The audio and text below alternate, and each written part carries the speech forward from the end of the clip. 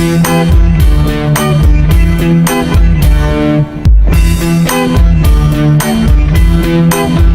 លមានម៉ូតូចេះធម្មតាថាទៅសាលាខំប្រឹងសិក្សារៀនមិនដែលឈប់សងតែតាមការពិតพูดพอស្រស់ស្រង់พูดพอស្រស់ស្រង់ម៉ាក់ប៉ាមិនដឹងអីទូរស័ព្ទទំនើបខ្លួនស៊ីវិល័យស្លៀកពាក់ខើចខ្លីស្លៀកពាក់ខើចខ្លីមិនដែលចូលសាលាមិត្តភក្តិជួបជុំសប្បាយអស្ចារ្យខ្លះមានសង្សារខ្លះមានសង្សារសង្ហាដុតកំសាន្តម៉ូតូម៉ូតថ្មី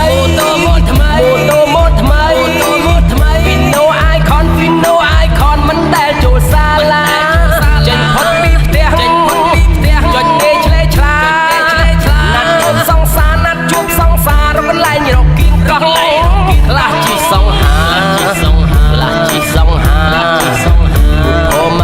ពុទ្ធភមបាថារៀនភាសាអង់គ្លេស